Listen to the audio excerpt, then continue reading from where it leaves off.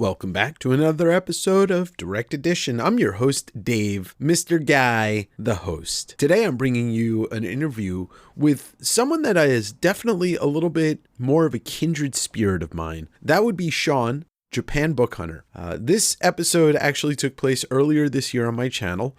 I would consider this an evergreen content podcast. And the reason for that is that Shawn runs a business in Tokyo where he hunts and buys and resells rare manga to people all around the globe. I had first learned about Shawn through cartoonist kayfabe, and I reached out to him and I said, hey, let's do a video. Let's do, come on my channel. He was just a great person to chat with. And, we formed a little bit of a friendship, and that's going to lead to Shawn being one of the sellers at DavengerCon, which is coming up on my YouTube channel on April 20th and 21st. It's a 2-day live stream featuring sellers, including myself, and comic book creator guests, such as Jim Rugg and Jim Food. So if you are going to be around that weekend, 420 weekend, please tune into YouTube to watch the sale. I'll have schedules posted. Everything's going to be posted beforehand. And you can actually buy manga from Shawn in Japan.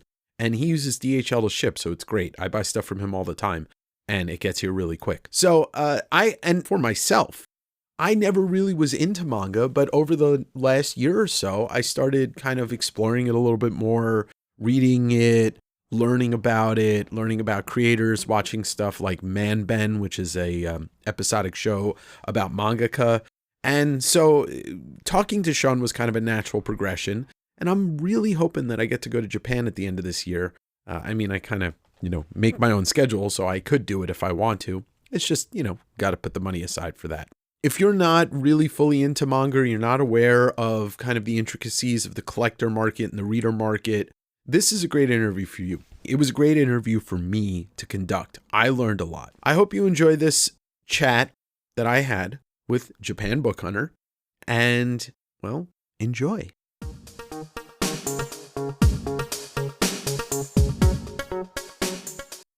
Good morning, Davengerinos. I got a special one for you. I know I always say that, but this is something different. I'm talking to somebody that is technically in the future right now, one day in the future. I found him from the Cartoonist Kayfabe channel. He is a kindred spirit, somebody that hunts books and sells books, but over in Japan. And that is Japan Book Hunter, Koenji Shawn. Let's say hello to Shawn. Hey, Shawn. Hey, guys. How's it going? Good. How are you? I'm good.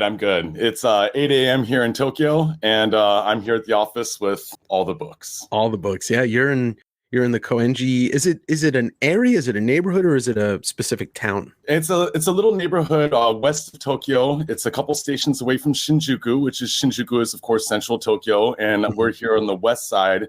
And I'm one station away from Nakano Broadway, where of course the original Mandarake shop is. So it's a convenient area for book hunting in that regards. And also West Tokyo has so many just small mom and pop bookstores. So kind of gravitated over this way, found this neighborhood, love it. And I've been in this neighborhood for 11 years and I've been in Tokyo for 20. Wow. That's, I'm amazed at all of that, especially with the fact that there's so many little businesses in one of the biggest cities in the entire world. So that's, I'm excited to dive into that. But before we get started, you're Washingtonian, right? Yes, I'm from Seattle originally. Seattle, Spokane, Seattle, back and forth, Yeah. But yeah, I graduated from the University of Washington, came over for a study abroad for a year, and that year turned into 20. It happens. You hear a lot of people that do that. So in Washington growing up, I won't even ask about American comics. What's your first experience with manga? Actually, my first experience with Japan was skateboarding. I grew up skateboarding, and I met a couple of foreign exchange students, Japanese kids, and we started skateboarding together. And that got me interested in Japanese stuff and, watching Japanese anime and then starting to get into manga a little bit, And then I had this bright idea that I would, in university, of course, you have to study a foreign language. And I was like, Sure. I have Japanese friends. I'll just study Japanese. It'll be easy. Little did I know it's not that easy.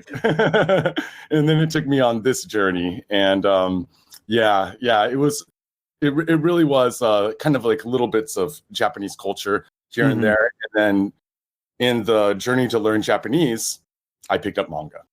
Right. That makes sense. And growing up in Seattle and being in Seattle in your college years, you've got the International District, and Uwajimaya was, I assume, was around then. Yeah, Uwajimaya was around then. Kinokuniya, yeah. Yeah. So you had a really great place to kind of entrench yourself in that culture.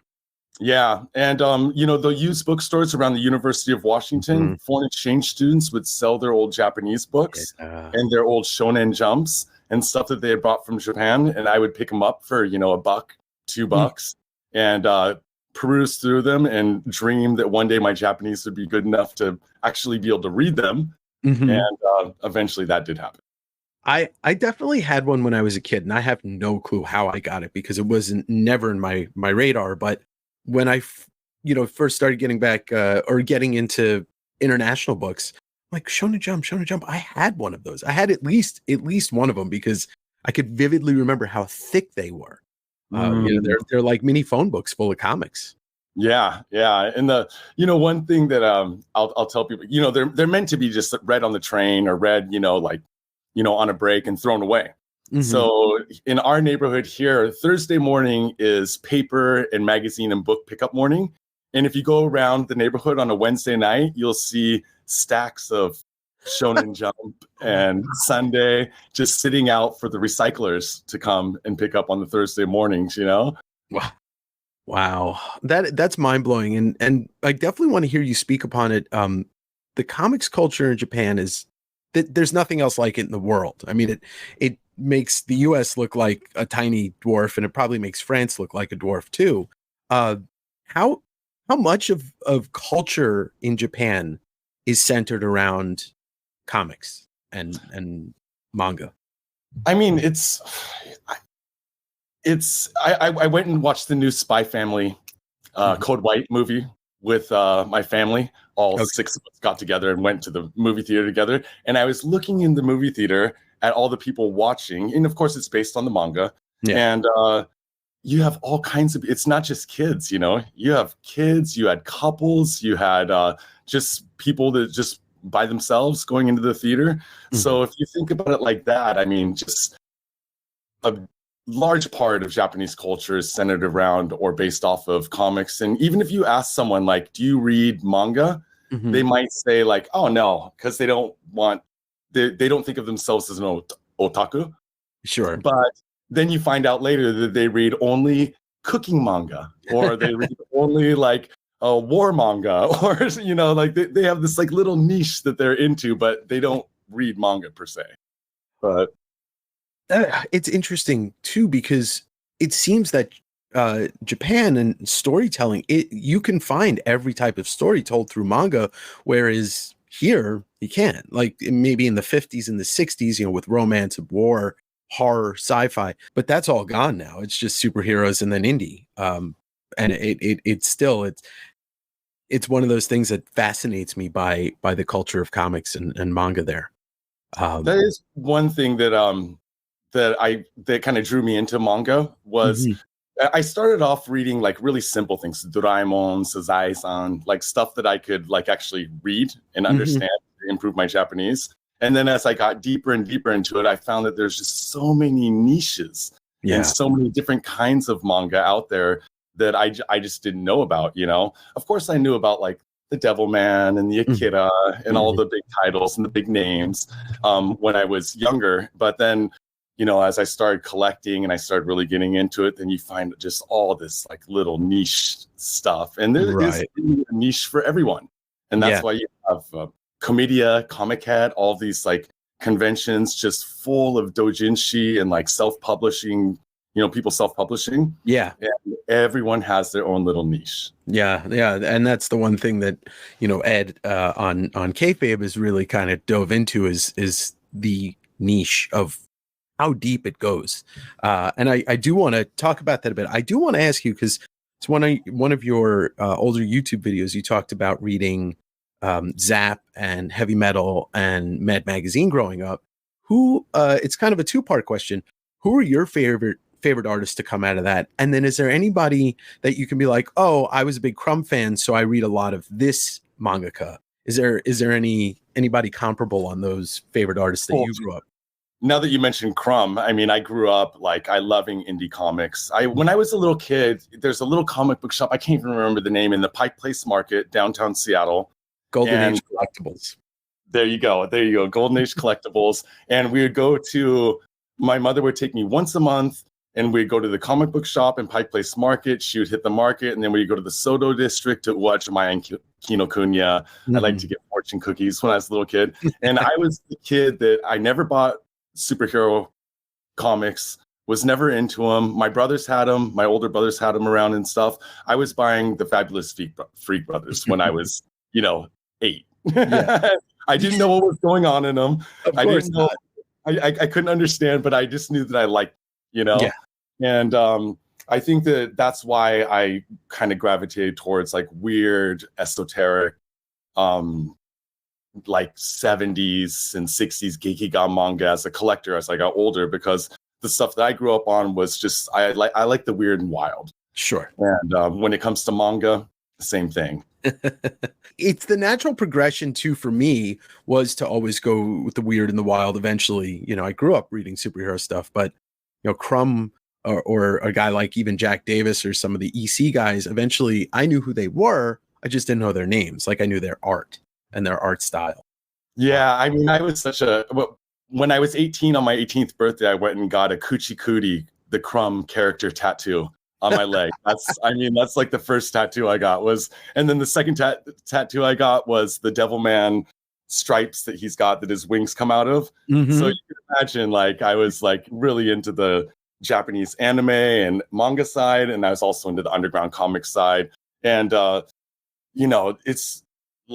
watched cartoonist kayfabe to learn about American comics. Yeah, because I just don't know enough about American comics. I've been over here for 20 years and just so entrenched in the Japanese manga side of things that I've neglected a lot of American stuff, to be honest.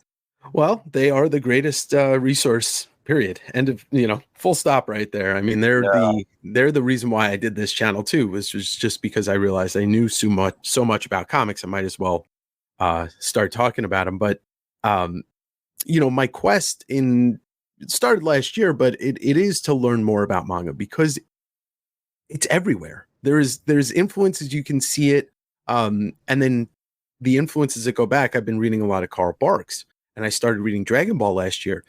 And it's clear that Toriyama and Carl Barks were cut from the same tree. They're two storytellers that are telling these beautifully paced stories. And I know Dragon Ball's, old and, maybe more of a kid's thing, but as an introduction to manga, it's a fantastic way to start. Yeah. And, like a lot of the big IPs and the big titles like Dragon Ball, like Berserk, like these like big franchises, they got that way for a reason. Yeah. It's because the storytelling is good, because the art is amazing, like they didn't get there just because because they're easy to consume. I mean, Berserk isn't easy to consume, but it's hella popular here and, worldwide. Worldwide, yeah, it is. It's wild to see those tomes just sitting on the shelf, and they just keep going and going and going. Oh, I know. Up to 42 volumes now that we have now that they restarted. Okay, that's a lot. So you moved there 20 years ago. Before you even started the business, when did you just kind of hunt books for fun? Was that something that you got into pretty quickly? Well, like I always kind of read manga. Manga is it's like everywhere. So you go to the ramen shop, they have like little manga under the table. So you pull something out and you read a little baki while you're eating your ramen or something like that. And also for learning Japanese, for Japanese study, I would read manga. And then as my Japanese got better and better, then I was able to read faster and faster and read more complicated stories. Sure. And and then I would say it was probably around 10 years ago that I started to really collect, like as a quote unquote collector. Yeah. And then, I get through series, and then I have American friends too, that we would, chat online about like stuff. And then they would ask me to get stuff for them. And then a few years ago, I was getting maybe for four or five friends, they'd ask me to hunt down manga for them or books for them, and I get some stuff for them. And then a couple years back, Johnny Ryan would harass me monthly to get him these stacks of books. And I had a couple other friends that I was getting stacks of books for. And I thought, you know what, maybe I can turn this into like a little side business, Sure.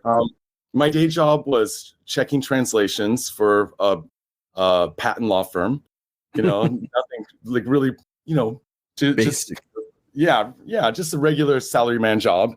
And I was like, well, on the side, I could sell a few books here and there, and took off. Just took off. Yeah.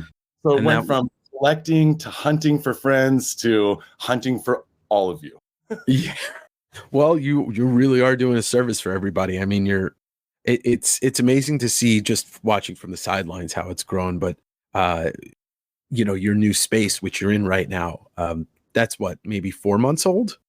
4 months. Yeah, we're probably right about on the 4-month mark. I actually set up my website, got a business license and everything in May of 2022. Wow. So it was only about a year and a half ago. And I went from my home office, and then I rented an apartment around the corner from my house, then over here into the shop that we're in now. And it's been amazing how fast things have grown, to be honest. Yeah, the words getting around, and you're gonna soon be the new empire of manga out there. Well, we have Mandarake, and Mandarake is great. I have friends that work at Mandarake, so I have nothing bad to say about them. But it's hard to find stuff there because everything's, in Japan, everything's sealed. So you go into a shop. The only way to, if you're looking for a new title or something like new, you just have to judge everything based off the cover. Right. So unless you already know about it, of course. And I also I like to find stuff that's a little bit weirder and a little bit more wild or a little bit rare or hard to find. Yeah. So I thought, I'd try to set up something that was similar to a Mandarake, but a little bit different. Sure. And I imagine if I were to walk in there and say, you have this, and this, or can you recommend me this, and this, everything that's in there. So it's curated. That's the beautiful thing about it. And that's what I consider myself a curator at the end of the day. Well, and that's, I mean, as what I do, I mean, obviously American comics are different. You got your keys, your first appearances, there's obviously the whole graded thing, but you don't just come across a Fantastic Four #1 and you don't just sell it to anybody. You're talking about a down payment on a house type money. But I try to at least, I know my customers just like yours. And it's like what I spoke to you is like I'm looking for McFarlane stuff from Japan, and I have people that buy certain artists from me that I always know. Like I'm always going to pick up Bernie Wrightson stuff because it's Bernie Wrightson, and everybody is into Bernie Wrightson. And if they're not, it's kind of like what you do. It's like I talk about it, or you talk about somebody, and you're like, oh, I really like this. People listen to you because they watch your channel, whatever it is, and they're like, yeah, this is really dope. It kind of brings me to I'm assuming the answer on this is Otomo, but who do you sell the most of? Like manga? It's probably a tie between Otomo and Go Nagai. Okay. Both, of course, everyone loves Nagai stuff. Everyone loves Otomo stuff. But I don't know, I try to push manga artists that kind of fly under the radar that people don't know so much about, like the Kakizaki Kazumis or the Kano Seisakus, or these guys from the 70s and 80s and 90s that really didn't get a lot of shine, like Otomo or like Go Nagai did. Right. And I found that once I do showcase those and show them to people, that people get stoked, and then I end up selling more of them. Even more than Otomo sometimes. Wow. Yeah. And obviously Otomo is one of those names that around the world it's known. Everybody knows who he is, or at least they know Akira. But I'm still fascinated by the stuff that you've found of his, and obviously the complete works books. I mean, if it wasn't for kayfabe and you, I wouldn't know about them, and now I'm scared because I want to own all of them. Yeah, I think I calculated it once. Like when the complete work series is finished, I will have spent around $2,200 on all of them. My gosh, it's amazing. Yeah. But it is great that they're doing that series, because a lot of those, like A Gun Report and some of the earlier stuff, you'll just never find. They were released in magazine only. They were never in tankobon format. So if you want those stories, you got to get them in the complete works, or you got to go hunt down the original magazines. And magazine hunting is that's a whole thing here. So for the viewers here that, because I'm not a manga focused channel, but I am very interested in it. Can you explain a little bit on the formats and, the magazine formats and like what makes them so difficult? I mean, I kind of have an inkling, but love to hear from you on it. Well, the main thing with the magazines is they're meant to be read and thrown away. Mm-hmm. So, and that's the same reason why Shonen Jump comes out. It's produced in Hokkaido, printed in Hokkaido. Mm-hmm. So they get it on Sunday night. We get it in Monday morning around 4 a.m., 3 a.m. So it's there fresh Monday morning for the salarymen when they're going to work. Okay. The next Sunday night when they come, if there's any copies left, they take them off the shelf, they shred them, they recycle them for the next batch. Okay. And then most of the readers who are reading these magazines, they leave them on the train, they throw them in the garbage, they recycle them on Wednesday nights in my neighborhood, like I was saying. So when it comes to, 30-year-old magazines, first appearance of Berserk or first appearance of by Miura, then they get hard to find. They get really hard to find. And then everything serialized first in the magazines. And then after they get about 12 chapters, then they get a tankobon release. Mm-hmm. And the tankobon is, one of these. The thick boys, yeah. Yeah. The small. Just there's some Ricky O for you. When you, of course, everything's shrunken down because everything's produced for the larger, magazine format. Mm-hmm. So it's the old magazine Shonen. This has the first appearance of Boy Who Has Colt 45 by Kaze Shinobu. Okay, so I know that. Ryu, The Strongest Man on the Face of the Planet, and Violence and Peace, which were showcased in Epic and Heavy Metal magazine. Mm-hmm. And once everything after that, it gets a tankobon format, and then later on down the road, if it's a successful manga, you might get it printed later on in something like a larger format like this. Okay, a little bit better paper. Yeah, a little bit better paper, a little bit bigger.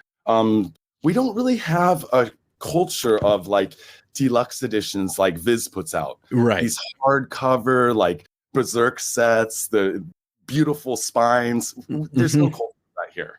So Japan's too tight on space. Manga's meant to be read and discarded.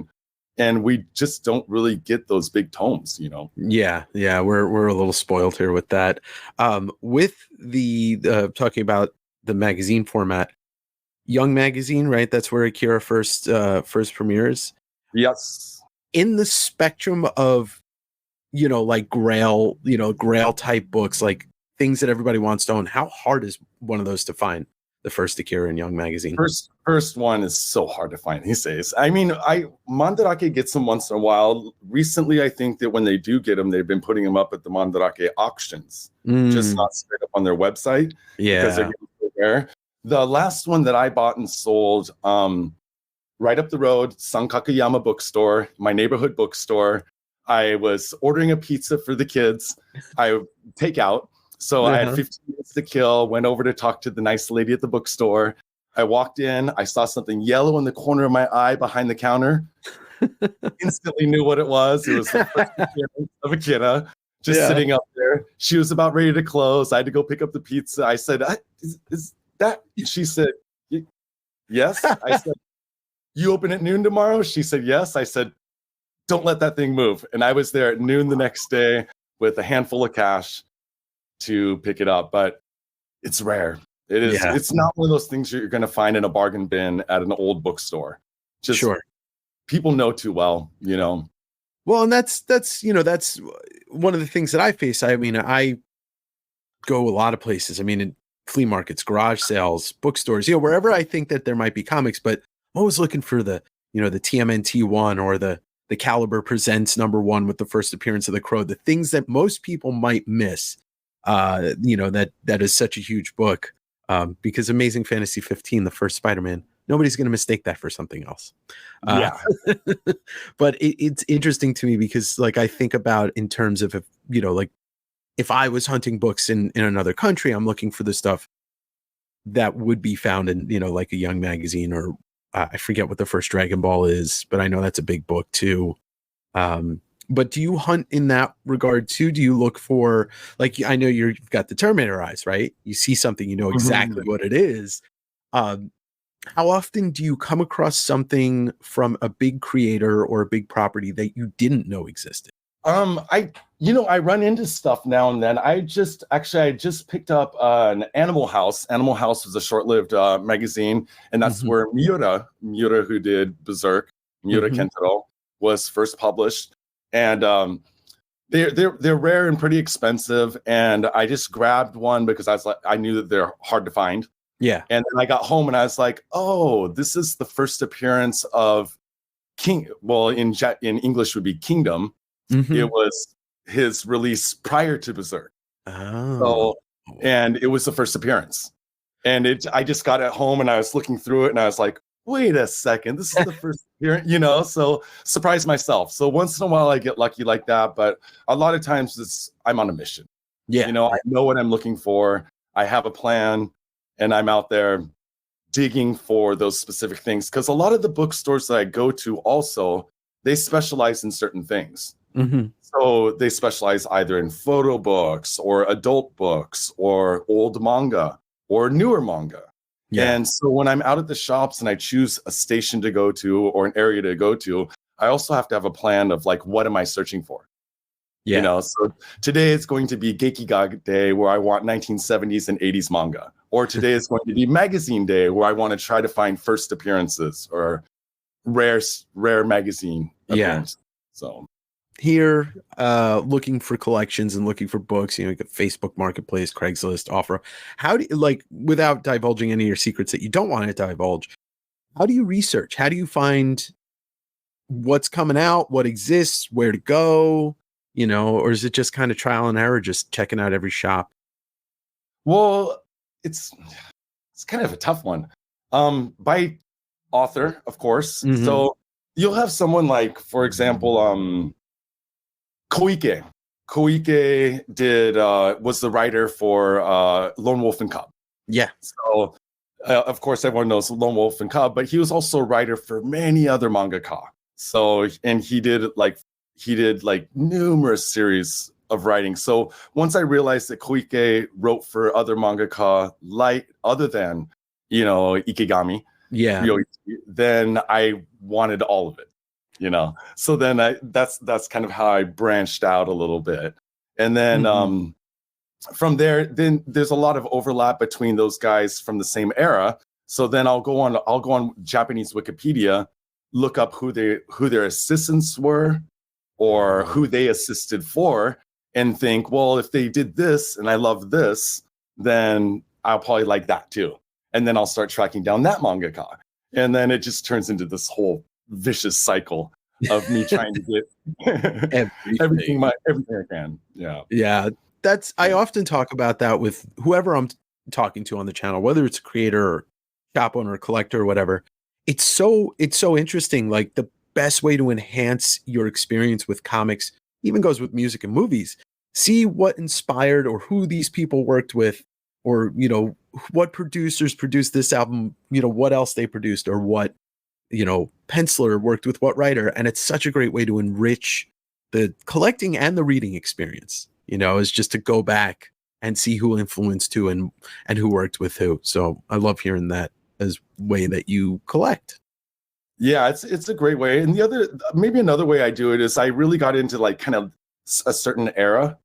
So I really like late 70s stuff. I feel like I should have been a teen in the late 70s or something. I was born 10 years too late, but So then if you think about Japan, how much manga is released every year, you have, 60,000 titles every year. Oh my So gosh. if I just think of a year like 1978, I like this year, then I Yeah. start looking around just for everything that's around that era, start, Googling and looking on Mercari or wherever, Mhm. just start putting in magazine titles, 1978, Oh, wow. looking through who's was on the cover of those years, and then trying to find people that I don't know about that look Yeah. interesting, and then research them, and then pick something up.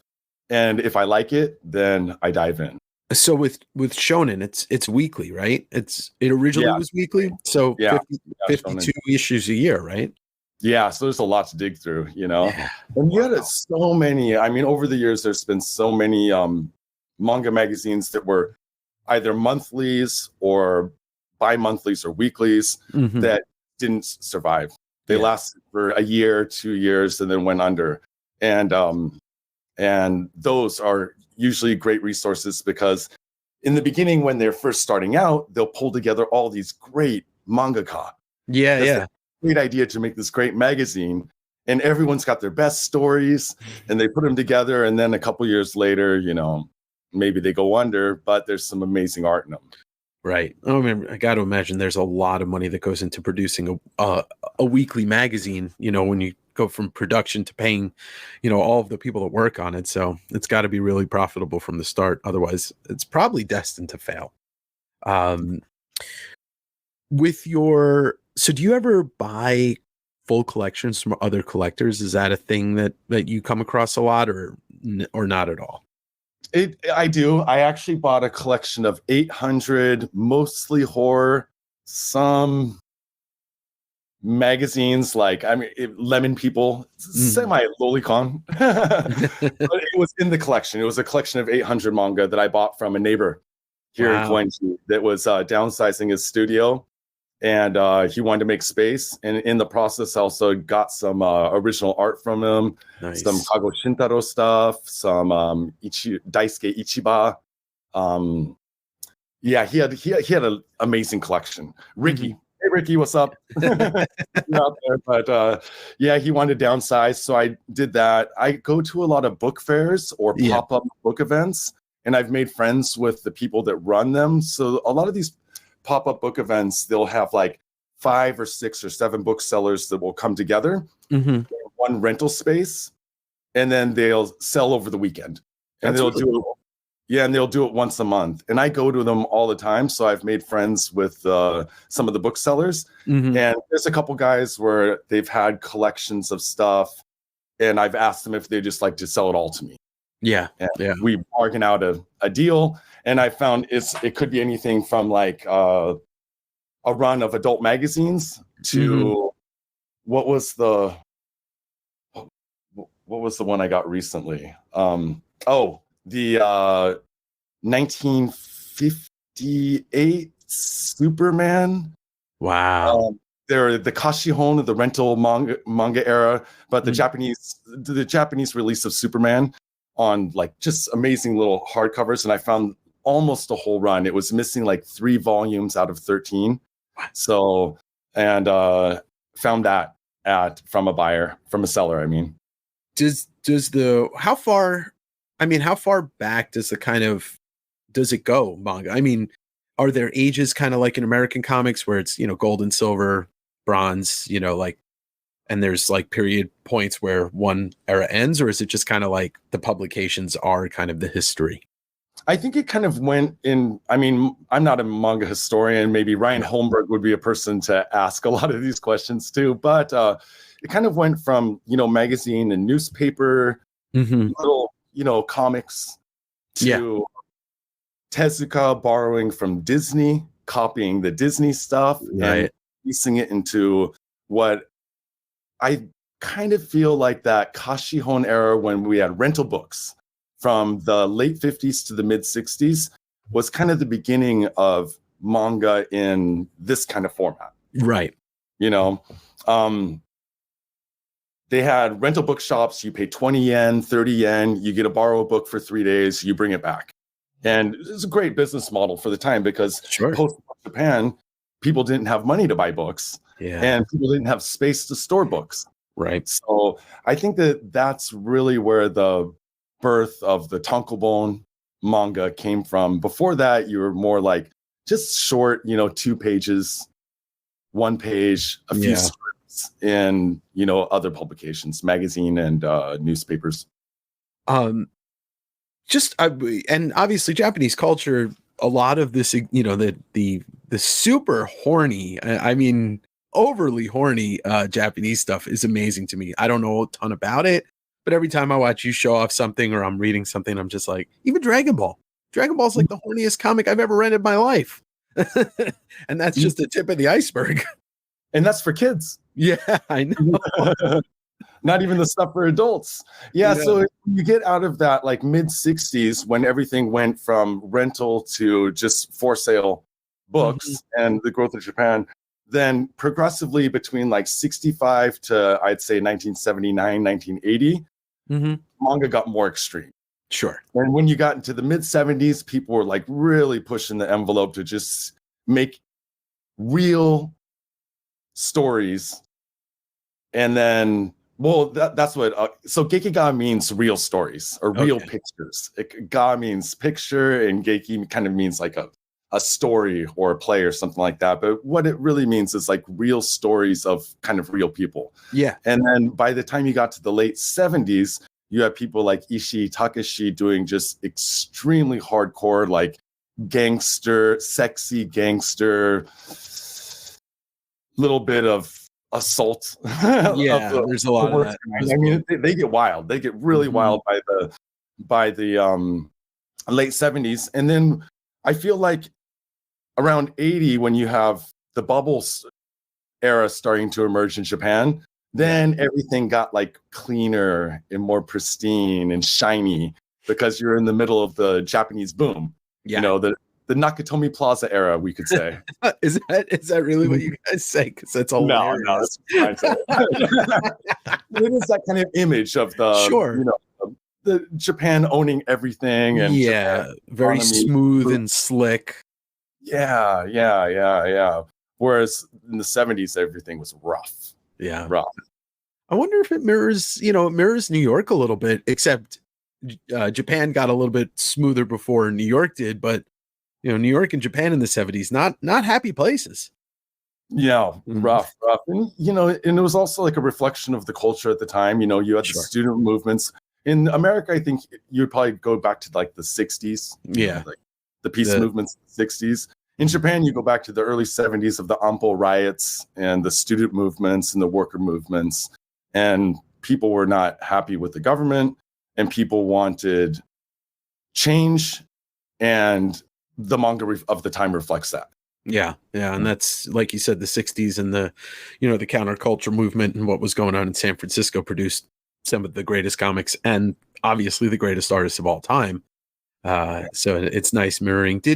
That's one thing I was curious about. I kind of think back to, just the idea, not the actual truth to it, but the movie Lost in Translation, Bill Murray doing the whiskey ads. And there are a lot of celebrities that do ads in Japan. Are there any American artists that have done Japanese comics that have never been released in America? It's just like purely there. Is that ever a thing?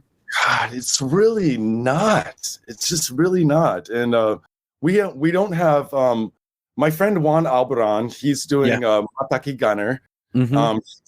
At the moment, he's the only foreigner that I know producing manga in Japan. Well, I'm sure that there's some assistants and there's some people out there doing color. And I've met people here in Japan. And they're like, oh, yeah, I worked for a studio and did this and did that. But as far as like being one of like the head either artists or writers for something, God, it's so Japanese centric, you know?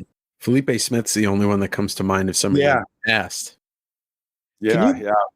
Do you see that stuff often? His was it Pipochu and was it Death Metal Cop or something like that? Yeah.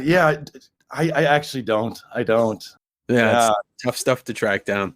I mean, I don't see it often, and God, like sometimes what gets picked up over in the States, Of course, because Felipe's like not Japanese, right? Right. Like what gets like people talk about in the States or in Europe or other countries is usually not what's popular here. Makes sense. Makes Yeah. sense. That being said, the manga explosion, in this country is it's great to see. I mean, I know a lot, it scares the crap out of a lot of comic store owners, but it's just old school trying not to embrace the, not even the new school. It's just the different school. But do you, with your business and, obviously, somebody like me, I bought some stuff from you because kayfabe was like, you should check out Japan Book Hunter. I'm like, yeah, okay, done. But how much of your business is over in this country or in other countries outside of Japan? So almost 99% of my business is outside of Japan. I do get some Japanese collectors that hit me up. Probably not because they don't have access, because if they're in Japan, they have access to the same things that I have access to. It's just they don't know how to find it. Sure. So sometimes I'll sell to Japanese customers, but I'd say 70% of my business is North America.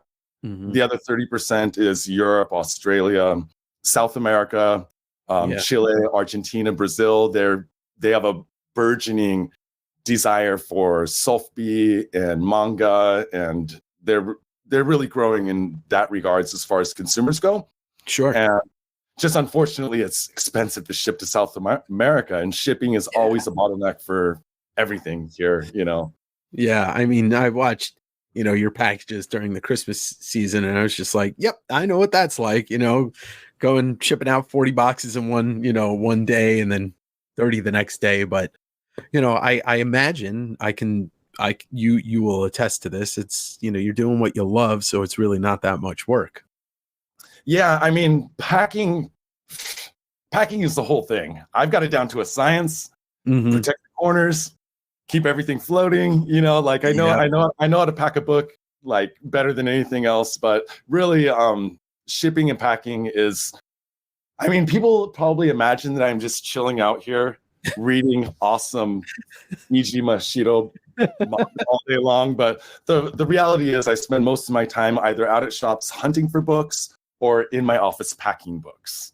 So it's a pretty blue collar existence at the end of the day, to be honest. Amen to that, man. That's literally what I do. I'm like either prepping for my live sale, shipping books, out looking for books, or editing and shooting video. Those are the only things I do now. That's it. Yeah.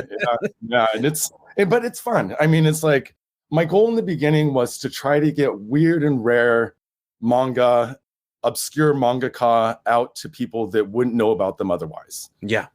So like everyone knows about Gonagai, everyone knows about Otomo, but do they know about Bonten Taro, the famous tattoo artist that helped start the Gekiga movement in Japan? Like they probably don't, but they should. Was he the one that you mentioned in one of your videos that because he's a tattoo artist, it was Yakuza stuff that he was tattooing when he. Yep. Okay. Interesting. Yeah. He was a hard man. So he was a fighter pilot in World War II, flew a Zero, only one from his squad to survive, and then went on to become a tattoo artist. Of course, he was, affiliated with all of those guys. Yeah. Sorry, this is the gesture in Japan for Yakuza. I figured as much. So, and then he started making manga as well. When Muhammad Ali fought Antonio in a wrestling boxing match, he designed his robe. Oh, wow. So Muhammad Ali came out in Bonten Taro's robe, which was all kind of tattoo style and stuff. And he looked gangster stuff, man. Yeah.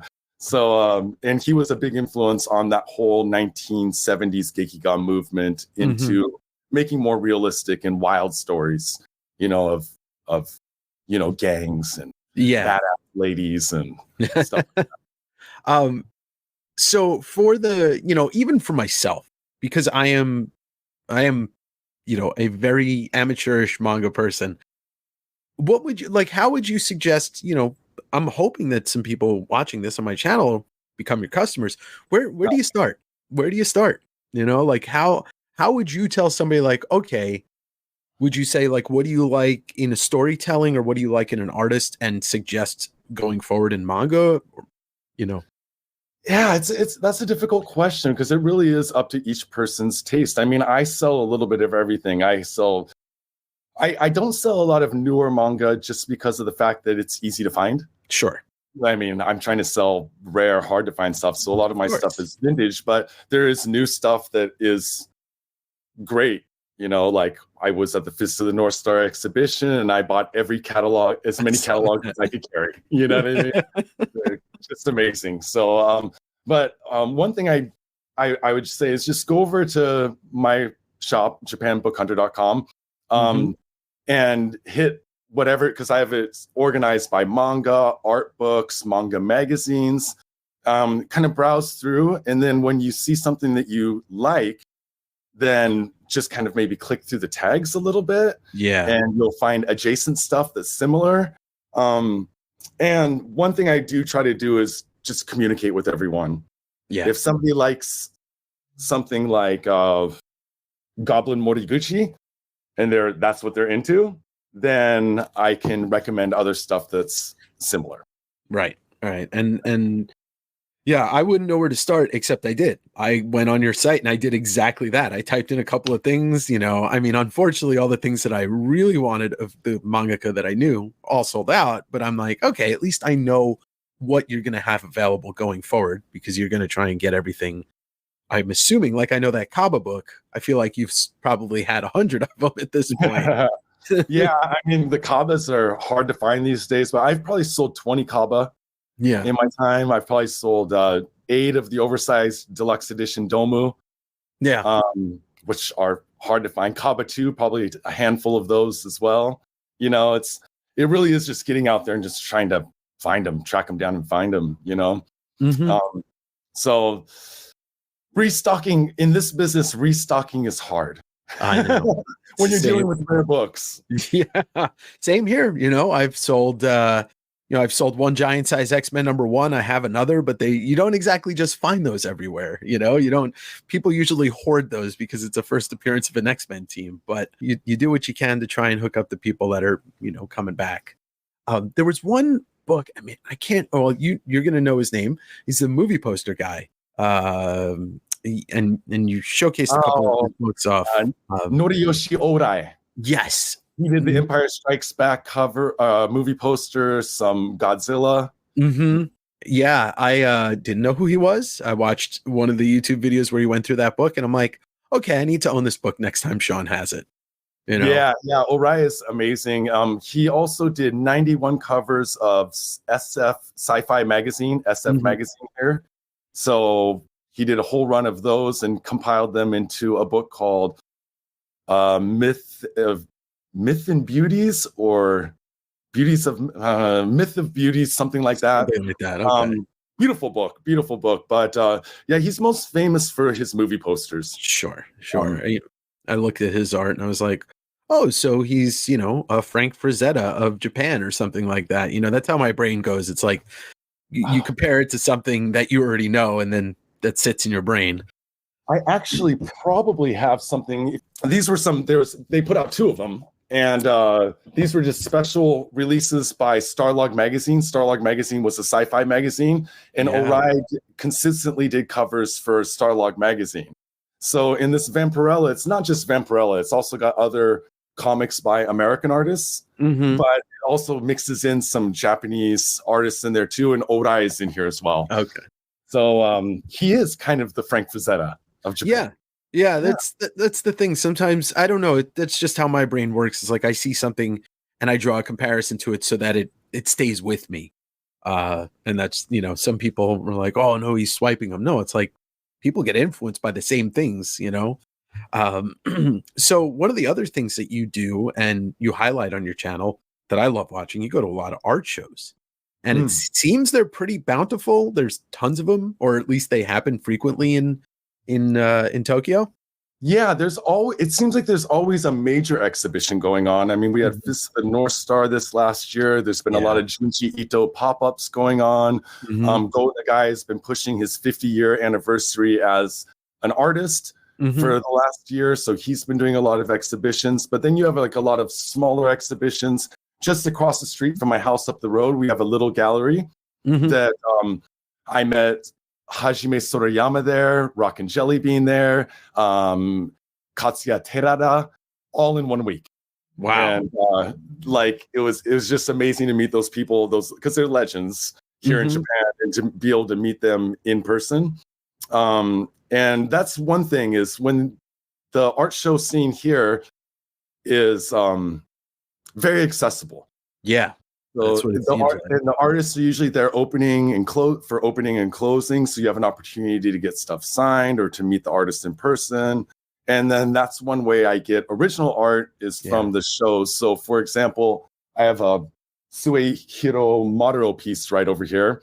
I can see it in the corner. And I got it from an exhibition that he did here.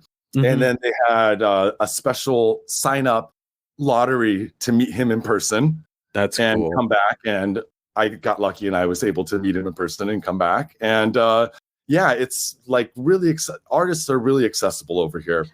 And one thing I figured out in this business of book selling and a little bit of art collecting these days is just contacting the artist directly.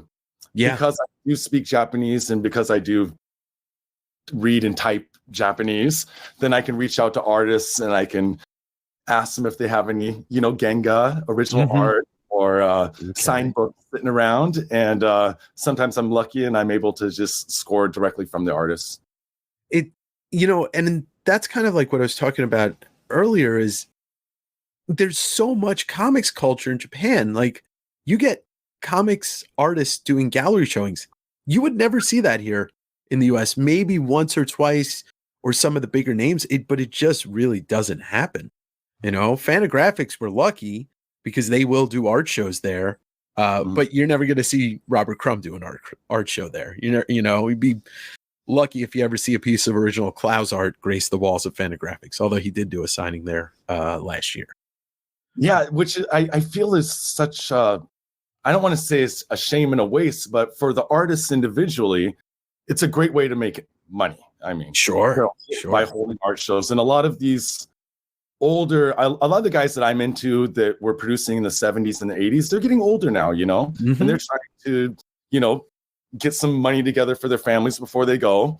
And so now they're doing, they'll do a lot of merch. They'll sell original art. They'll sell original Genga from their stuff because they don't want it just sitting around. Whereas I feel, I'm not too sure how the IP side works and how ownership works, but I feel like there's a lot of stuff sitting around that collectors like me want to buy. Sure. That's not being sold. You know what I mean? Yeah, I totally get that. In a drawer somewhere, Could you imagine that? Like, just even thumbnail sketches or, pencil sketches or prelims or whatever. I know they work much differently. They work a lot quicker, but yeah, it would be amazing to have access to that. Or, I don't know if and I know you've met her, and you obviously know Peach. Peach did an Instagram stream right around Christmas, and it was just her ripping up art while Yo was basically talking, like translating for her, basically saying like she wouldn't want this stuff to go out. She's not proud of this stuff. She goes through and does a winter cleaning every year, and I'm just like, there goes all of this. No. Yeah. And her art is so amazing. But I do understand. And the one good thing about Peach is they maintain ownership. Yes. Of their stuff, of her art, of her name, and of her IP. Whereas I think that for a lot of mangaka in Japan that are working for like Shueisha or like these bigger companies, the company owns everything, Right. So the publisher owns everything. So they don't even have access to the original art anymore. So that was one thing that Ed and I were talking about when we went to the Fist of the North Star exhibition. Was it was amazing how much of the original art was retained. Yeah. Like thousands of pages that probably exist. Yeah, exactly. Considering how much was produced but how much was retained is just amazing. Yeah. So, I kind of understand. But it would be Well, sad to see. it's still, yeah, it's sad. It's sad to see, but yeah, I get it. With the art shows, like I know you said you have a Shintaro Kago piece, and he did an exhibition and a gallery showing in Portland, and it was last year. I didn't find out about it till it was done. His stuff wasn't too expensive, but is there access to it still? And how much is a painting of his? I think the last painting that I bought that I sold to actually, should I say, Brian Moss? Brian Moss. Yeah, hell yeah! He bought the deconstruction of Santa Claus piece from he posted earlier. He talked about that. And you know that and that was an original painting. Mm-hmm. It was about the size of a piece of paper, Sure. What would you call it? A4, maybe slightly smaller, and it was accessible, around $1,000. I think I paid, wow. something like that. I think that's about what they were charging at the Gallery Nucleus. He's going to be in Sacramento like this week or this weekend, but yeah, I'd seen that. I actually had the pleasure of meeting him in the summertime. My son and I went because he was doing caricatures.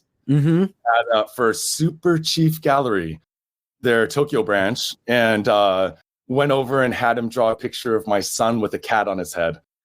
That's great. I didn't want him to draw a picture of my son's head exploding or something like that. I thought that would be just too much for my kid to handle size. Like, yeah, just throw a cat on his head. It's fine. He's one of those guys. His art's something else. I don't know how long I don't know enough about him. I just remember it was a couple years ago I first saw one of his paintings, and I'm like, this is something completely different than anything I've ever seen.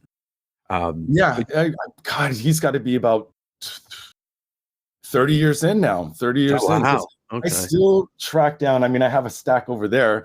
I'm always trying to, rather than his tonkobon, which were printed pretty high runs of prints, so they're not that hard to find. I try to find signed books by him or his Doujinshi. His self-published. His self-published stuff, he did a lot, but they're all like low print runs of a couple hundred, little books. So I'm always trying to find those because they're rare and harder. How often? So for people that don't know, Doujinshi is self-published, what we would just call self-published, a zine or whatever here. How many are there a lot of big mangaka that got their start in that or is it something that, I mean, I'm sure a lot, but are they really tough to find the farther you go back? Are they still obtainable? Older Doujinshi? By the more popular artists like the Kagos or like the Maruos and stuff like that, they're pretty hard to find. Yeah, they're pretty hard to find. And Peach as well. Peach, she put out some like little zines and stuff, and they go for a lot of money. Yeah, especially the one she did, the tie-up one she did with Kago Shintaro. I think those go for $500 on eBay. Oof. Like that. And I actually talked to Yo about it when I saw him over at Brave and Bold, and I was like, I get asked about these zines that you guys did with Kago. You have any more of those sitting around? I almost want to convince them to do another print run of them. Yeah. Because I'm a bookseller and I understand about buying and selling rare stuff, but I sometimes feel like, okay, that's way too much money for that. Yeah. I mean, I feel like it's just way too overpriced, and you're excluding everyone else from the pleasure of owning one by having the market drive a price of $500 for a zine. You know what I mean? Yeah. Whereas if I could get them to do a reprint, print off 100, then I can drive that price down, right? Yeah. Which is something I'd like to do. But because it was a tie-up with Kago Shintaro, then it's a whole thing where I have to coordinate between Yo and Peach and Kago. And turns out to be a little bit more difficult than I thought it would be. Well, if you ever convince them and you do a print run of 500, you need to offload 50 right away. I'll be your American connection. That's actually one of our big goals for this year is now that I'm all settled in this new space is to deal with and buy from more mangaka and artists directly. Right. And then kind of be distribution in that way of like you said, driving the market price down so more people can own it.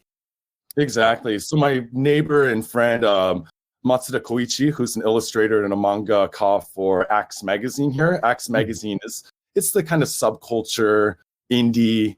You get the Sakabashire Imiris, and you get a lot of like the underground artists in Axe, and Yeah.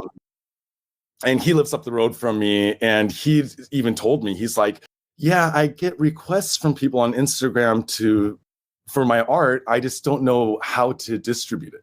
Yeah. I don't know Yeah. how to put it out to people. And he's like, so going through me, it makes it easier for him. He doesn't have to think about it. He doesn't have to ship. He can just sell to me directly, and then I throw it up on the website and throw it on Instagram and stuff, and then get it out there for people. So we did that with some original. He did like a limited run of like silkscreen posters of, Yeah. I think it was 48 of them that he did, and I got a few from him, and then I got him out to people. Cool. Yeah, that's great. You're becoming a rep of sorts without really becoming a rep. And I think the more you can get creators known and sell their works, like that's really what we do this for. I mean, I could sell anything in the world, right? But I love comics, and I love being the person that says, okay, I'm going to buy your collection. What I don't keep is going to be sold to people that really love this stuff. And, that's the honest truth. With printing, so I did want to ask about this. Do they, like, let's say Shonen Jump, do they ever do a second printing? No, right? Like, No. You would never find a first appearance that's a second printing. It would just be in a different format. No. You might find somebody out there bootlegging, Right. or selling fakes, but no, do not. They do not. And I think it's just for things like Shonen Jump, especially, or those big manga magazines. It's just scheduling. They are going hard, and that's why you have the famous stories of these mangaka that sleep 4 hours a night, never take a break. Some of them die young. It's probably because of those hard hours and those hard careers. Yeah, no sleep. Seems like a lot of cigarettes, probably not a lot of nutrition, and always sitting. Yeah, that doesn't lead to a healthy lifestyle, unfortunately. No, it does not. But yeah, you don't get reprintings of the magazines. You get, of course, the tankobon you do. So the way they do the tankobon is they'll usually do, for example, first edition, 10,000 run. Mm-hmm. It starts to get low. It seems like it's selling well. Then they'll do a second edition, 10,000 more. Okay. Third edition, 10,000 more. So if you have something like, I don't know, Short Piece or Sayonara Nippon by Otomo, then they've had 20 print runs or 30 print runs. Whereas something else that's a little bit more esoteric, like Goblin Moriguchi over here, you're only going to get one print run. Right. As a collector, and also as a seller, are the second printings and the third printings easily identifiable, and are they worth less money as a, like a collector?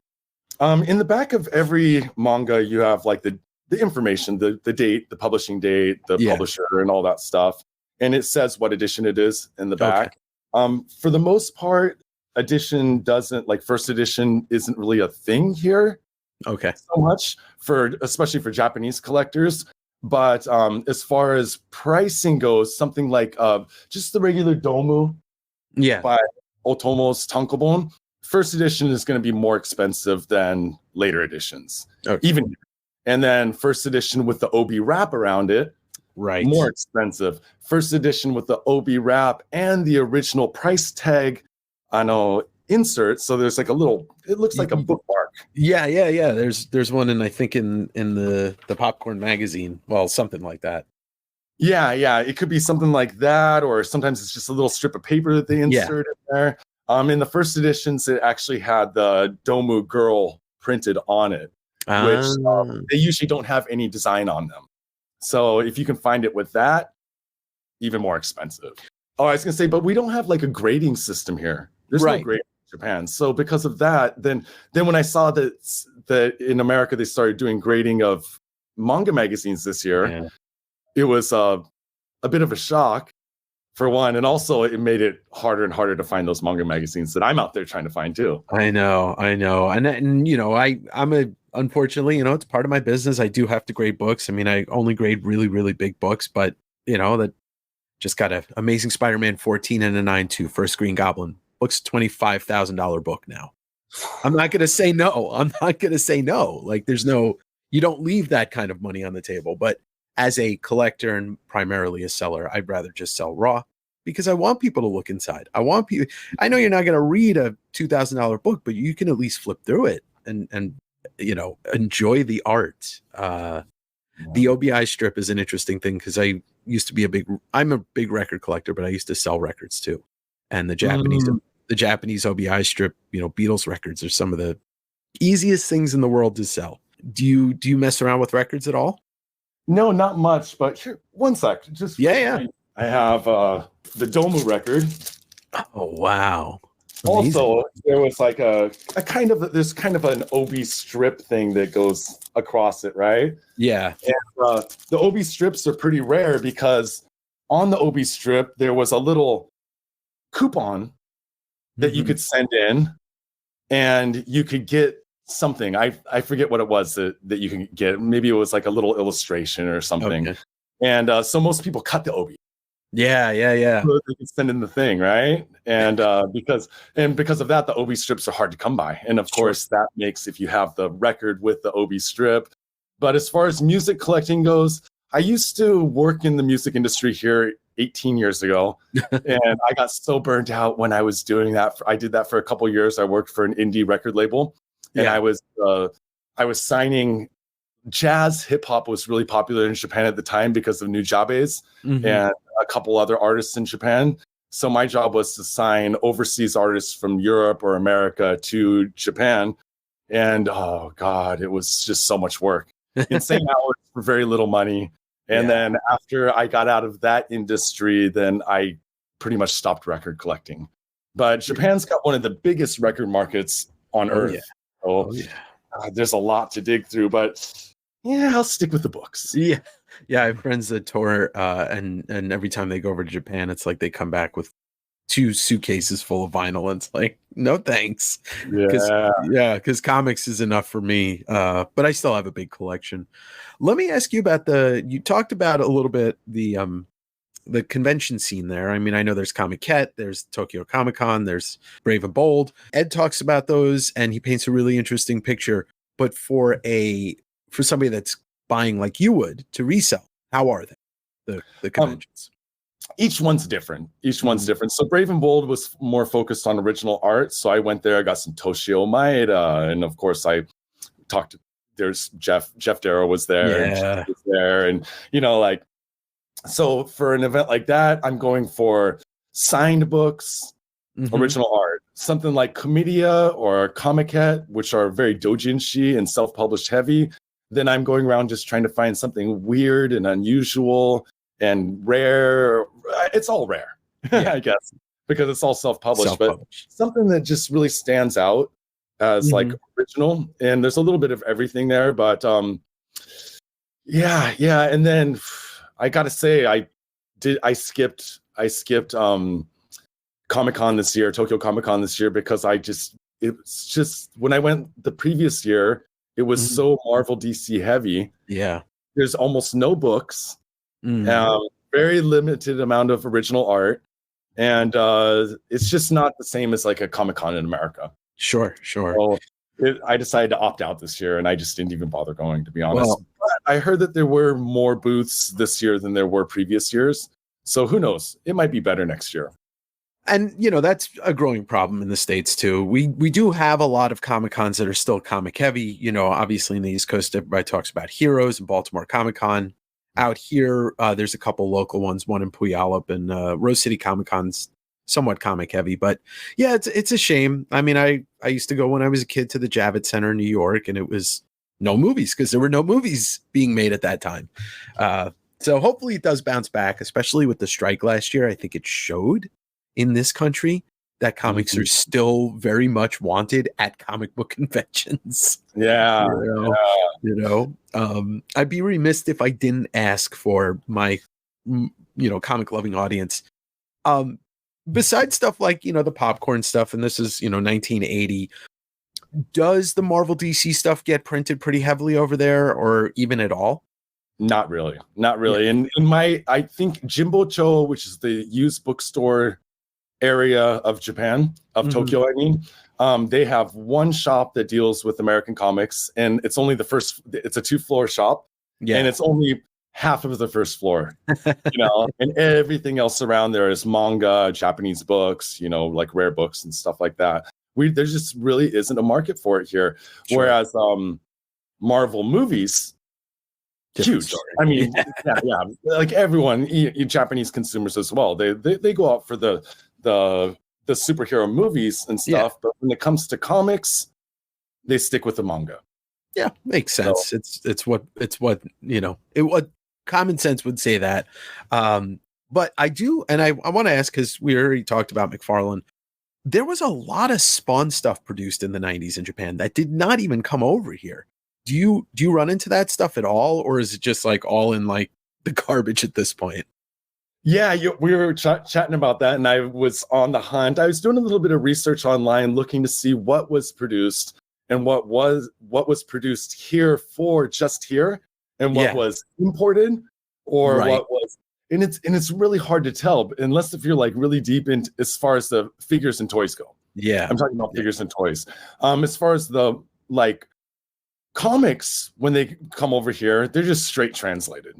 Right. And you usually don't get any extras. They're just so it's rare that I pick up foreign comics here in Japanese, because if I wanted to, I can go on Amazon and buy the English version. Yeah. You know what I mean? And just like, I'm of course a native speaker of English, so without having to struggle. Yeah. The thing that I was finding when I was looking at the Spawn merch, because of course Todd McFarlane's famous for his merchandising, was discerning what was made for Japan only, or what was maybe molded in America, made in America, and then exported to Japan, and they just changed the card. Sure. Japanese card, and it's hard to tell. So I don't know really what's already been released or what's Japan only specific. There was definitely a trading card set that was Japan only, that never made it here. And then they did the comics, but they were just in a different format. And I'm fascinated. And then there was the Spawn manga, which I have, I think the first 2 volumes, which I think is pretty unique because, it was an official thing. It wasn't, Doujinshi or anything. So it's always interesting. Like obviously the Spider-Man manga, which I think you still have available, that set on your website.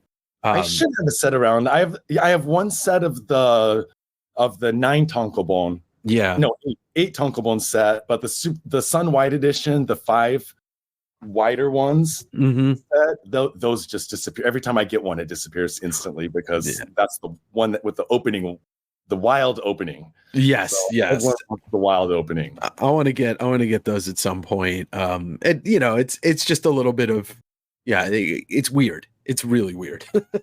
Yeah. I mean, it's not even Peter Parker. Yeah. Cool.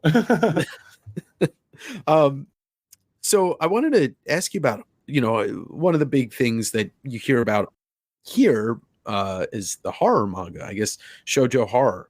And is it one of the bigger kind of genres these days that's kind of everywhere? It seems that it is. Maybe it's just because Ito, Junji Ito has gotten so wildly popular that it's kind of, it's elevated everything else around it. Yeah, and Junji Ito's always been popular here, but he's published in Nemuki magazine, which is a monthly manga magazine, not a weekly. Okay. He's not in every issue. Nemuki is not widely it's widely distributed as far as shops, but if you go to a shop, you'll see a stack of 20 Shonen Jump. There'll be 1 or 2 Nemukis. Huh. So if you think about it like that, it's not like a huge, widely spread genre like the stuff that you get from like the major manga magazines like Shonen Jump. So really the people here and of course Junji Ito does events here, and they're widely popular, they're popular, but they're popular with a subculture of people. They're not it's not a mainstream thing. So I think horror manga in general here is pretty niche, I would say, compared to the whole world of manga. Yeah. Pretty niche. It So seems you don't or in Jump, yeah. you know. Interesting. It seems to be, maybe it's just bigger here, or I love horror movies. I love everything horror. So maybe I'm just in that echo chamber of people talk about it more often. But it also seems to be, you were doing those flip throughs on the DRACUL, the Dracula books. Yeah. And I was fascinated by it because it's like, it's strange. It's fucking really weird.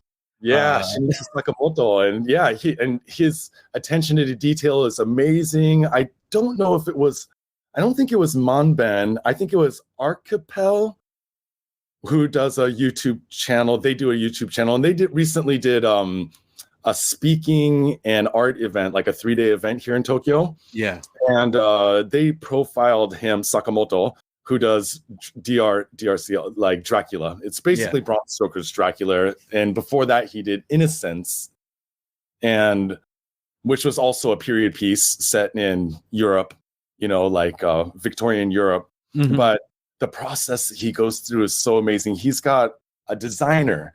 He's got people collecting old Victorian dresses and then making swatches of the designs from the dresses that he can use in his art. It's like, the attention to detail is amazing. I mean, it's what keeps people engaged in a book too. If you you're looking at something that's super detailed, you're not going to put it down. I mean, it's one of the reasons why I like Wrightson so much. Bernie Wrightson, the detail on his stuff was absolutely insane. Yeah. And so I should say there's mainstream horror, which it's like huge print runs, like widely popular, like the Shinichi Sakamoto stuff. But and you can find it in every bookstore that you go to. But as far as the overall culture of like horror manga here in Japan, I'd still say it's pretty niche compared to like the Dragon Balls and compared to the fighting and the that kind of stuff, and then maybe kaiju manga.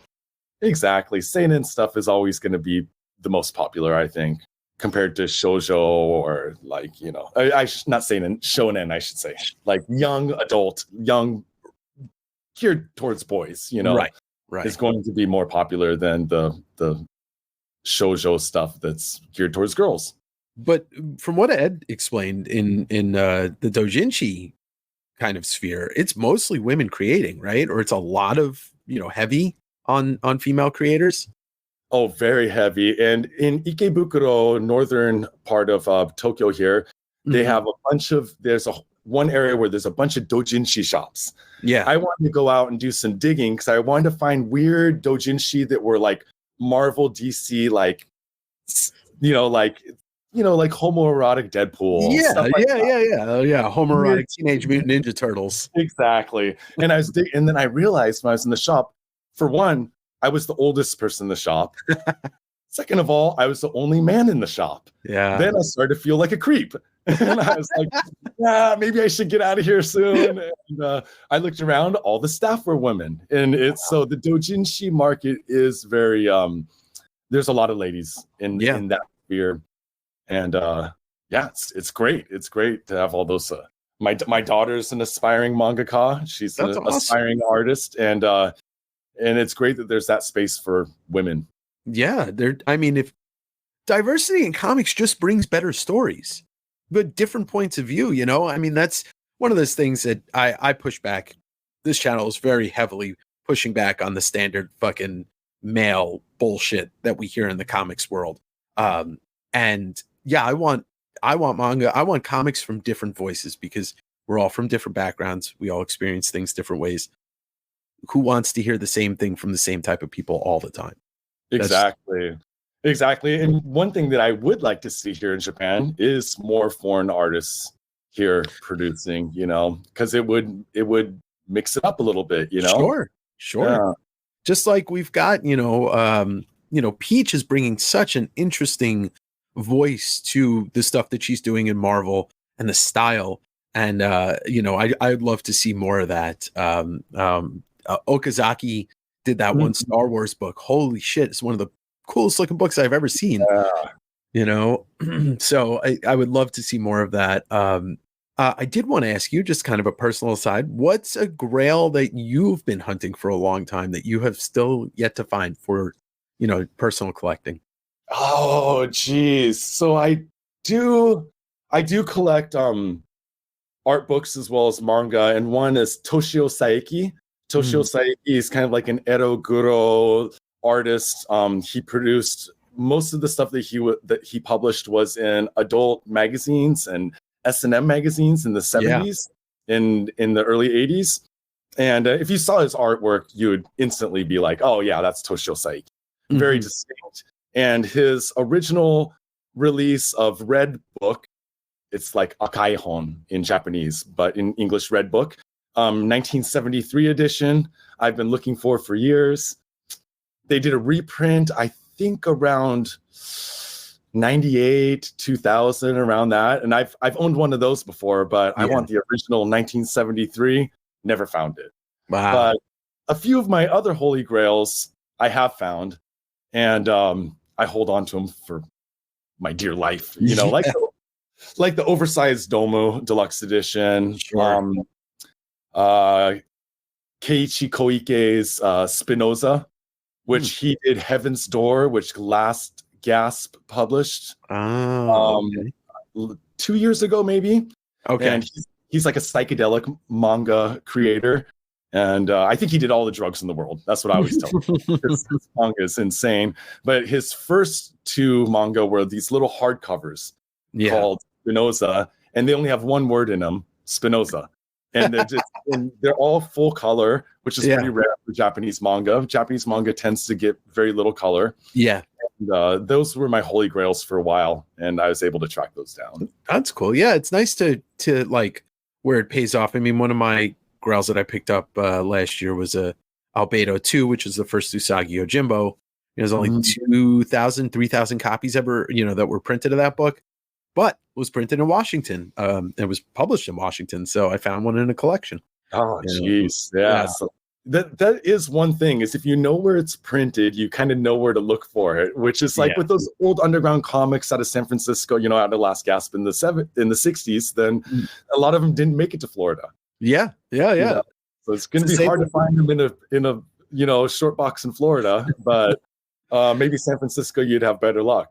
I see them a lot when I go down there at flea markets, and it's the opposite. Is like Turtles #1 was published in Massachusetts. Not a lot made over to the West Coast, so you're not going to find them that often in collections, because the people that bought them, that do have them in collections, they knew exactly that they had the first Turtles book. It wasn't like, oh, that happens to be here. Even something like these, right behind me, Kasuma Shiro, they've been doing these like reprints of these. Mm-hmm. And my friend, and they did this in collaboration with Mandarake. My friend over at Mandarake was explaining. So these were all like released in Black Punch magazine. If you look at the back there, Black Punch magazine was a short-lived magazine from the late 60s and early 70s. You cannot find them in Tokyo. I've been looking for years to find one in Tokyo, but they were printed in Hokkaido. So the publishers couldn't find the original art from these. So what they did was they had staff in Hokkaido track down the old magazines. And then they're printed out in Sapporo. So they had people out there in Sapporo just hunting down all of the Black Punch magazines. And then once they got them all, they did high resolution scans. And that's how they came up with these. That's interesting. It's kind of like what Scott Dunbier does with his artist editions. Instead of hunting down original magazines, he hunts down the original art, scans it, and then makes these beautiful artist editions. Oh gosh, yeah. And that hunt is a brutal hunt. I am sure.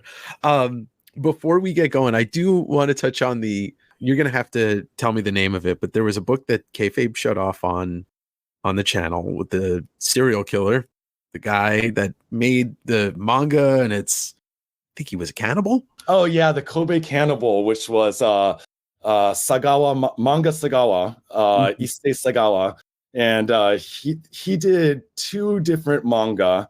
One of them is pretty hard to find. The one that was shown off on Kayfabe, that one's pretty hard to find, and I'd found that one for Ed. And then Mandarake in 2000 did another one, a different manga, which I have just right here. I can grab it off the called Satin, which is this here.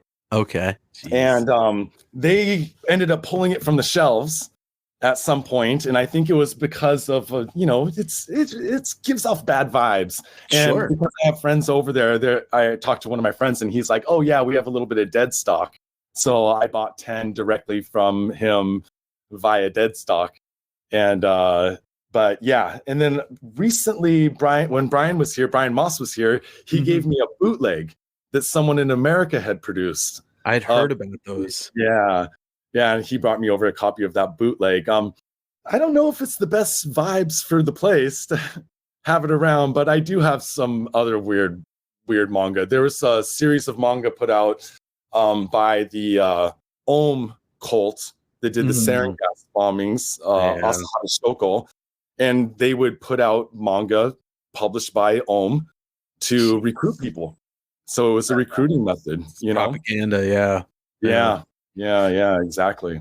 Well, as cursed books, I mean, I guess that would be a cursed object. Yeah. I'm actually thinking about selling my collection of weird cult stuff this year, just because it kind of doesn't fit in here. But you are, I mean, it's the same thing. It's like you want to be able to curate that stuff just because there's somebody that might want it. There's a collector out there. I mean, after all, even if it's something that's like that the history of it's pretty nasty, we get rid of it, we might, it's like condemned to repeat history if we don't look at, what happened before. Exactly. And it does. It's not like grandizing or, like flaunting. It's more like just historical pieces of work. There's a lot of manga that I buy from the 70s when the Gekiga scene got really hardcore in the late 70s. There's a lot of mangaka and artists that I collect that I don't particularly like their stories, to be honest. But it's a real important part of the movement of manga during that era, where people were pushing the envelope as far as they could push it. And that opened up doors for us to have other kinds of manga that otherwise wouldn't exist. Whereas in America, you had the whole clamp down on the horror and the EC stuff. It was the opposite here. People got wilder and wilder and wilder and so extreme, and then they pulled it back a little bit. Well, and the comics code in America pretty much like stunted the growth of comics for 3 decades. I mean, maybe even longer. Like, it's still kind of sad when you think about that era of comics just being clamped down on. And if you think about things like that comic code, I mean, you would know better than I, like, it kind of made it so everything is superhero centric. It did. It was acted like a funnel. Yeah, because you couldn't really do much else, I mean, you could, and people did. I mean, you do have other indie creators and other people, Daniel Klaus, and even a guy like Tim Vigil, with Vigil. Yeah. God, man, his posts on Instagram are amazing. he's a wild guy. He's a wild guy. I think the last comment I said, I was like, dude, you need to hook up and do a tie-up with Toshio Maeda, because who did Usurogi Doji, like the octopus. Yeah. Tentacle heavy stuff.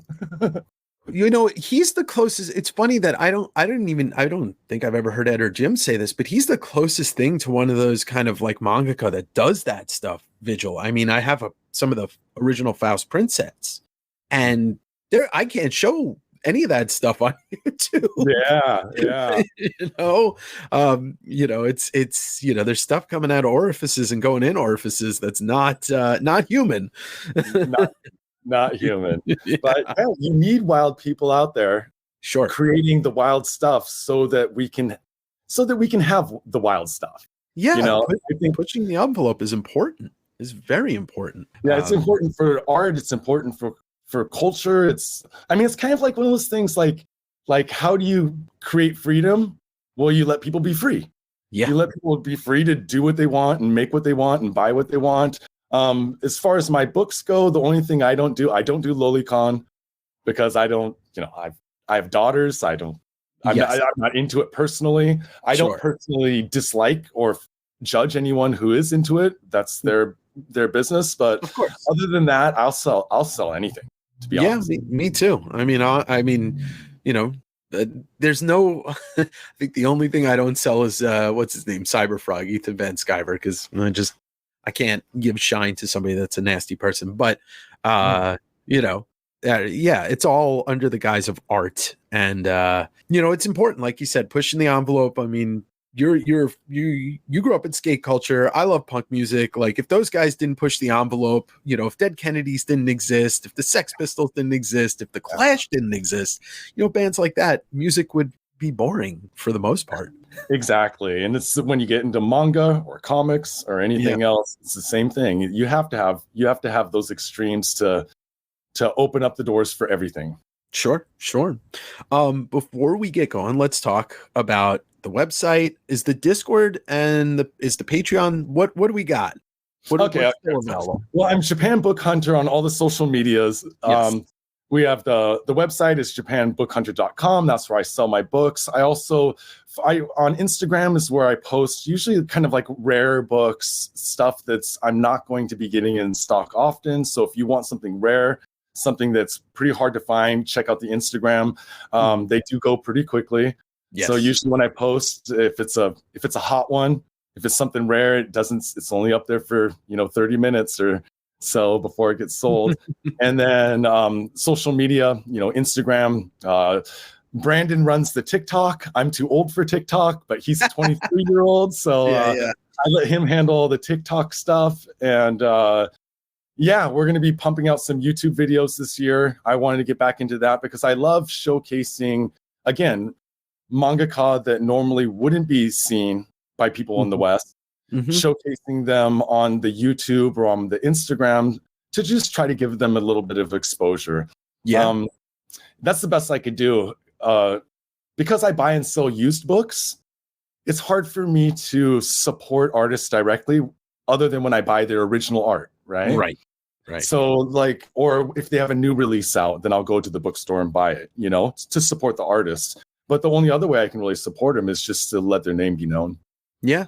That's it's a great thing that you do, and I try to do the same. Does the Patreon still exist for you or no? The Patreon is long gone. I got kicked off Patreon, and when I got kicked off, I said, "Okay, delete my account." I emailed them, and I was like, "Okay, which is amazing because I never hear of people getting kicked off Patreon. Otherwise, Johnny Ryan would not be there." That is, I mean, I've heard you talk about being kicked off of YouTube once also, and it's just like, it's just art. It's not like this dude's on here showing I don't even know what you would get kicked off of YouTube for, but I got kicked off of YouTube for Namio Harukawa face-sitting books because he's the femdom stuff, Yeah. And I got kicked off of Patreon for Bondage Fairies, which it's not lolicon because they're not humans.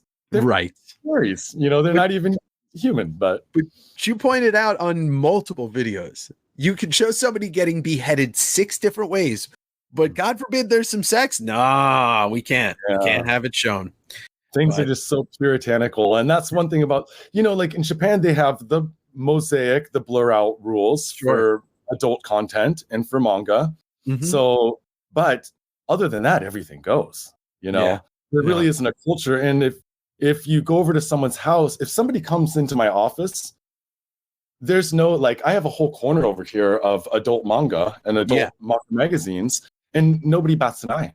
Yeah. Nobody says Shawn, you're a weirdo, or Shawn, no, everyone's just like, oh yeah, he's got some adult manga. It exists and he sells it. That's okay. Yeah. And people just don't judge. I think in other countries it's a little bit more puritanical 100%. Than here. Yeah. Well, everybody needs to subscribe to the YouTube and just blast through watching all of Shawn's old videos and then put comments like, hey, we need more. JapanBookHunter.com. If you don't get it first, somebody else will. That's the rule of that website. Yes. The hot stuff goes quickly. We try to keep it stocked up. The holiday rush, we sold a lot of stuff over the holiday rush. So we're in restocking mode right now. And I'm excited because this week I'm going to be at the shops all week trying to restock the website. Yeah. That's awesome. Well, Dude, this was a pleasure, and I look forward to doing whatever else we can do, more videos in the future, and Oh, please. maybe meet you in person this year. I'm thinking about it. The end of the year, going to Japan. So, I mean, there's Do it. only You're one always way to do welcome. it. Welcome to come Yeah. by the shop, or you're welcome to go on a hunt with me.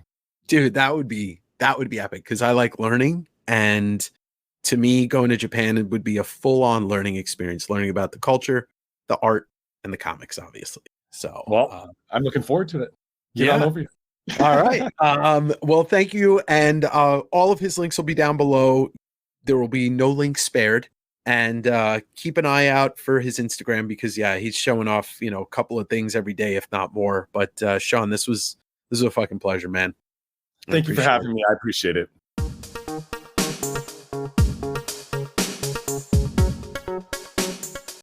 All right, friends. Well, thank you for listening to that, and I hope you really enjoyed it. I hope you learned something. Like I said, Shawn's a great guy. www.japanbookhunter.com. You can also find Japan Book Hunter on YouTube and Instagram. His links will be in the description for this. I know I'm a broken record, but until this podcast is got thousands and thousands of subscribers, I have to keep asking you to do a couple of things. Subscribe on one of the streaming services if you're not. And you know what? If you're on Spotify and you're on YouTube, double subscribe. It's not going to be any skin off your back.